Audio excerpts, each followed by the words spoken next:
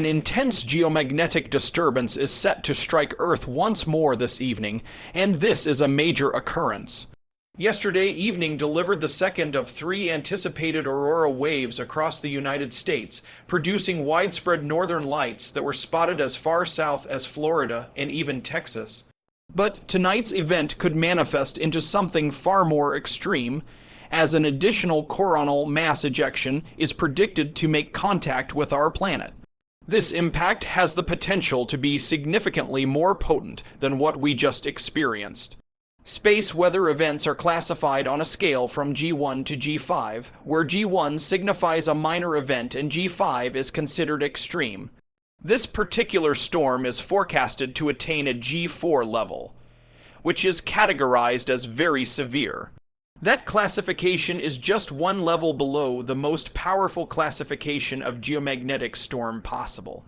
These kinds of powerful disturbances can trigger a wide variety of issues. Some of these problems include the disruption of GPS signals, instigating radio communications blackouts, and potentially creating dangerous voltage surges in our power grids. However, these storms are also responsible for producing absolutely incredible aurora displays. A celestial spectacle is arriving tonight. You have to remember, a standard G1 storm rarely pushes the northern lights much further south than the Canadian border. But are we talking about a G1 storm? No, we are discussing a G4 storm. This means the aurora could be observable from southern states like Texas and Georgia. And just last night, this is precisely what happened when a G4 storm created one of the most breathtaking auroral displays we have seen in many years. These vibrant northern lights extended over nearly the whole northern United States and across the Midwest. That shimmering curtain of green and purple light was confirmed from locations as far south as Texas, Florida, Tennessee, Iowa, and Nebraska. This amazing performance was fueled by a coronal mass ejection, also referred to as a CME. A CME is an enormous eruption of charged solar plasma that travels and then collides directly with Earth's protective magnetic field. Disturbances of this magnitude occur only a handful of times per decade, and we might see a repeat of last night's incredible show happen yet again. Tonight, we are bracing for a similar situation, with expectations of G4 conditions allowing visibility deep into places like Texas and Florida. What's more, there is an outside chance we could even see a G5 storm. A G5 event represents the most extreme type of solar storm. This would bring the northern lights directly overhead for portions of Texas and other southern United States regions. We might even document auroras on sensitive, high-exposure cameras from as far south as Mexico or the Florida Keys. So, in this detailed forecast, we will break down exactly where you might see the aurora tonight and how your local weather will behave to determine if you will have clear viewing conditions. And before we dive into the weather outlook, I want to outline where we should be able to see these lights based on the very latest data for this impending geomagnetic event. So, this is our most current forecast showing expected aurora visibility. Any location inside the pink area is where we have a high probability of seeing auroras directly overhead. What does that mean for you? It means we are anticipating an abundance of green, purple, and red colors in the night sky. That is the current prediction for tonight, assuming the storm holds at a G4 strength. It could intensify to G5. It might also weaken to a G3, but regardless, we are projecting it will fall within that powerful range. This zone again covers New England, much of the Midwest, and also the Pacific Northwest, now for anywhere inside the light green zone. This is where, if you look toward the northern horizon, you should be able to spot some kind of glow from the aurora. Many of you in areas like Texas, Tennessee, and northern Georgia successfully saw this last night. But remember, tonight's solar storm has the potential to be stronger. This suggests you might observe even more vivid colors and perhaps see it more easily with the naked eye. And then there's that red line extending all the way down into the Gulf and over central Florida. This represents the camera view line.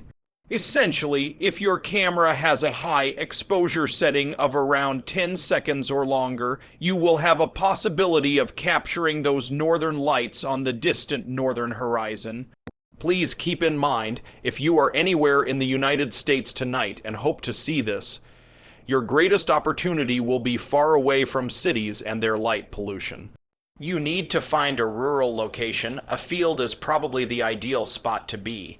Doing so will guarantee yourself a significantly better chance of witnessing these northern lights. I must also reiterate that this entire forecast could shift at some point today. The visibility line could push even farther south, or it could retreat northward slightly. So please ensure you are following me on Facebook and Twitter at MaxVelociteux. Links are provided in the description for all the real-time updates on this major event. Now, let's discuss the viewing conditions for the Aurora tonight. This is the future radar for the remainder of the day. Over in the northeast, we unfortunately have a very weak low pressure system positioned just northeast of the Great Lakes.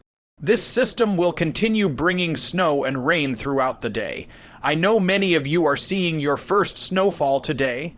Regrettably, this is probably not the best timing for it, because you might not have a good chance of viewing the northern lights because of dense cloud cover. Another region that I'm concerned about tonight is back along the west coast. A large storm system is approaching and will produce heavy rain that could lead to flooding. That will mostly be a concern for tomorrow, but tonight we are forecasting a lot of that cloud cover to reach the coastline. This is around 10:00 p.m. Eastern Time. Notice how we will see persistent light snow and rain across the northeast. This impacts Pennsylvania, New York, and nearly all of New England. So if you're in those areas, cloud cover seems almost certain. Last night, we saw significant clouds in Michigan, Wisconsin, and Ohio, and regrettably, I believe for some of these locations, there will still be some lingering clouds. However, I do not think the situation will be as bad as last night, and in a moment I will show you precisely where that cloud line is going to establish itself for tonight. Down in the southeast and along the Gulf Coast, even though it's not very common to ever see northern lights this far south, I think it is definitely in play tonight. We also have a high pressure system in the Gulf right now. This is going to help to essentially clear out the skies for most people across the southeast for tonight, which is wonderful news. The Great Plains also look good for tonight concerning rain and snow. I honestly think we're going to have a very nice night for viewing in those areas. Now, let's talk more about cloud cover for tonight. This will be the biggest troublemaker when it comes to seeing the aurora. This is the view this morning. We obviously have a lot of clouds across the northeast from that low pressure system in Canada. Then there is a ton of cloud cover along and just west of the Rocky Mountains. By later this afternoon and into the early evening, the cloud situation is really not going to get better along the west coast. Unfortunately, if you are in the Pacific Northwest, there is a very low probability you will be able to see anything. That is mainly due to the fact we will have a lot of low and mid-level cloud cover. That type tends to be much thicker, making it much harder to see the aurora. That was a problem we had last night, and it appears that will repeat tonight. Arizona and the Four Corners states, I do think we will have problems down there too. Areas in the Midwest, this one is a bit up in the air right now. I believe we are at least going to have some high-level clouds. What that essentially means is very high clouds will be present. Those are typically quite thin, so we should still be able to see the northern lights through them for most of the northern plains and the Midwest. So it's not a complete wash at this point. I know last night we also had some high clouds in some of these areas. That is going to continue again tonight. It might be a little more dense, though, in terms of the coverage of those clouds. Then back over in the southern plains like Texas and Arkansas, and anywhere in the southeast, I don't really see many clouds in the forecast. There will be some high clouds in Florida, but Florida will probably struggle to see much tonight unless this becomes a very intense G5 storm. And then also across the northeast, There will still be very low and mid-level clouds that will be covering almost the entire sky across New England, New York, and parts of Pennsylvania. I do think we're at least going to have partly clear skies across Pennsylvania, Virginia, and as well as Ohio during this time. Michigan and Wisconsin as well. I believe most of these areas will be able to see the northern lights tonight. I know last night most of you were unable to see them. I think tonight will be a different story. There should be enough breaks in the clouds to at least catch some of the beautiful aurora. And in the rare case that these northern lights last into Thursday morning, which is usually quite unlikely, but just before sunrise Thursday, there will still be plenty of cloud cover across the West Coast. There could be some breaks, though, across parts of Nevada, Utah, and perhaps even Montana.